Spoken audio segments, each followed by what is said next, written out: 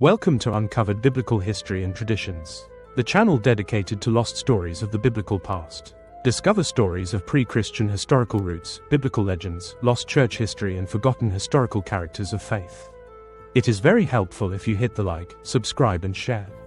Help build my channel, and let's take a look together into these uncovered forgotten tales.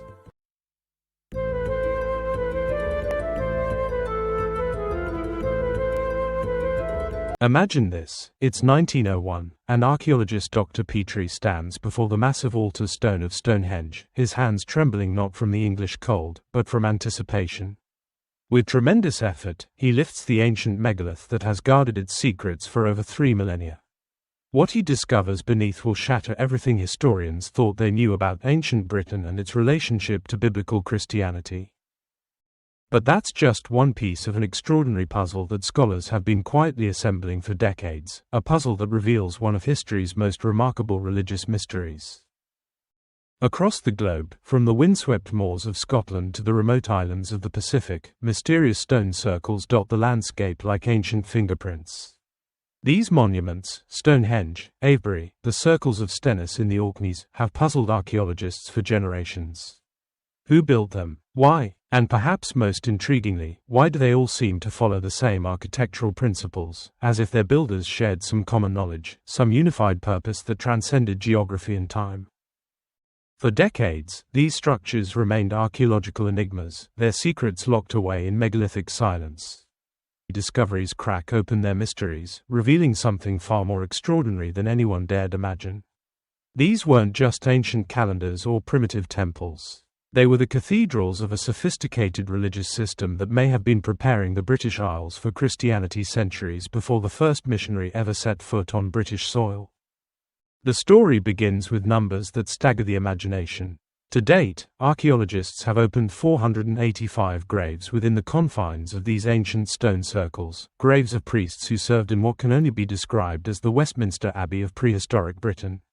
These weren't crude burial mounds, but sophisticated interments of religious leaders whose artifacts now fill the halls of the British Museum.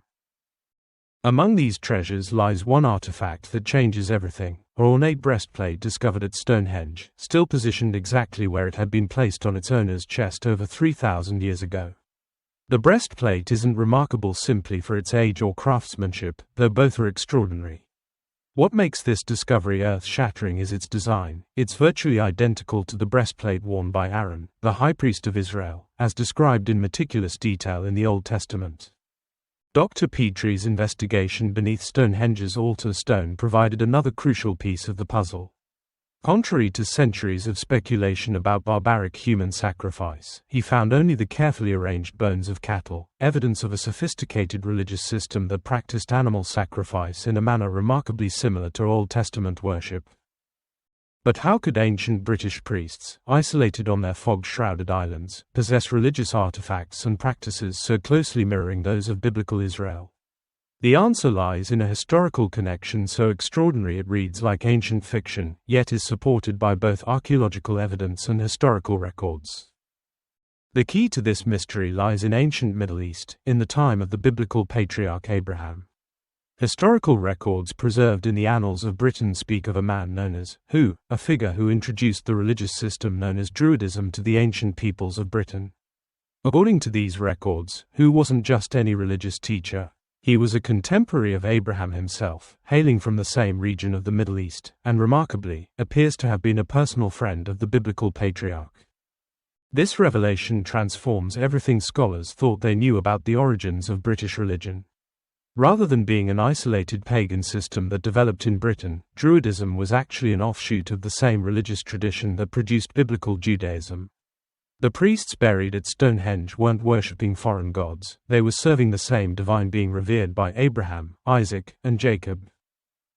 This connection explains why archaeologists shouldn't be surprised to find biblical-style artifacts on British shores. In fact, the absence of such artifacts would be far more puzzling than their presence. The religious practices, the architectural principles, even the ceremonial objects all flow from this common source, creating a theological bridge between the ancient Middle East and prehistoric Britain. What emerges from studying Druidic beliefs is not a primitive nature religion, but a sophisticated theological system that anticipated Christian doctrine with remarkable precision. The Druids possessed a complex understanding of divine Trinity, expressed in their teaching about three primeval unities. According to their sacred texts, the Triads, there are three primeval unities, and more than one each cannot exist: one God, one truth, and one point of liberty, where all opposites preponderate. Three things proceed from the three primeval unities: all of life, all that is good, and all power. Even more striking is the discovery that the name, Jesus, already existed in the Druidic language, preserved in its Hebrew form as Yesu. This wasn't a coincidence or later addition, it was embedded in their religious vocabulary centuries before Christianity officially arrived in Britain. The Druids taught bodily resurrection, not symbolic or spiritual resurrection, but actual physical restoration of the dead to life. They understood the concept of vicarious atonement, believing that divine justice required the ransoming of one life for another.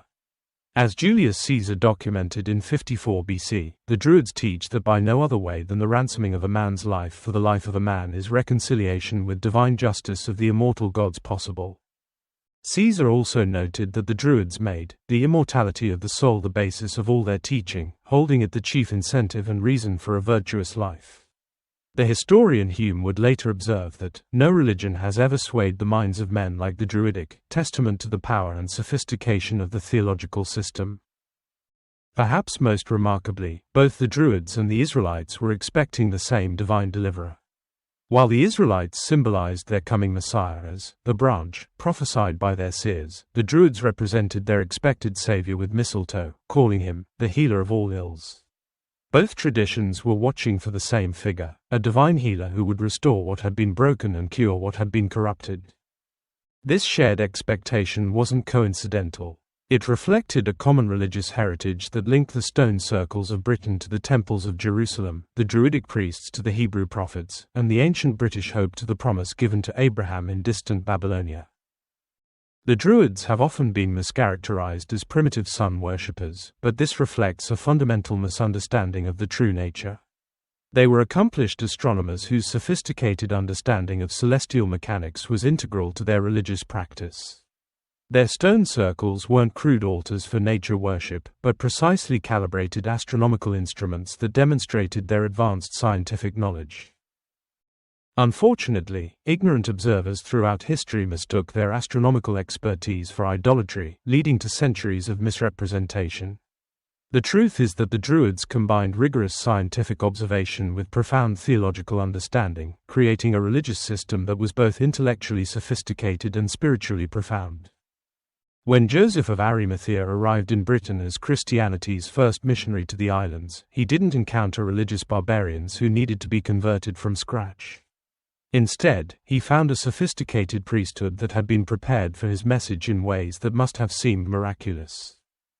The testimony of Taliesin, who held the highest religious office as Archdruid, is particularly striking. Christ, the Word from the beginning, was from the first our teacher, and we never lost his teachings. Christianity was a new thing in Asia, but there never was a time when the Druids of Britain held not its doctrines. This wasn't retrospective reinterpretation or wishful thinking. The Druidic priests readily understood Christian terminology because they already possessed the conceptual framework to comprehend it. The Logos, the divine word, was already familiar to them. The concept of vicarious atonement required no explanation. Even the symbol of the cross was already part of their religious iconography, integrated into the priestly symbolism centuries before Christianity's arrival. When Joseph spoke of Jesus as the fulfillment of messianic prophecy, as the star that would come out of Jacob, as the long-awaited healer of all ills, the Druidic priests understood immediately. Their centuries of expectation had prepared them to recognize truth when it arrived. This remarkable convergence between Druidism and Christianity suggests something profound about the nature of divine revelation and human religious development. Rather than Christianity replacing a pagan system, it appears to have fulfilled and completed a religious framework that had been developing for centuries in preparation for that moment. The archaeological evidence supports this interpretation. The 485 graves, the biblical-style artifacts, the sophisticated religious architecture, all point to a divine orchestration that prepared the British Isles for Christian truth long before the first missionary arrived. The speed with which Christianity was accepted in Britain, often puzzling to historians, becomes entirely understandable when viewed through this lens. Dr. Petrie's work at Stonehenge provides a perfect metaphor for this entire story. Just as he had the courage to lift the ancient altar stone and discover the truth beneath, modern scholars are beginning to lift away centuries of misconception and prejudice to reveal the extraordinary connection between ancient British religion and biblical Christianity. If you would like further context and the rest of the story, check out previous videos and future videos. If you would like more information where to research this subject, pause this image and look into these resources or find resources in description. Also check out J.O. Kinnaman's well-researched book Out of the Dust. If you have book sources or links of your own on this subject, please share in comments or email me. Thank you. I hope you enjoyed this forgotten biblical story. Leave a like, comment, share and subscribe. This is very helpful. Join me next time for another lost story of our biblical history.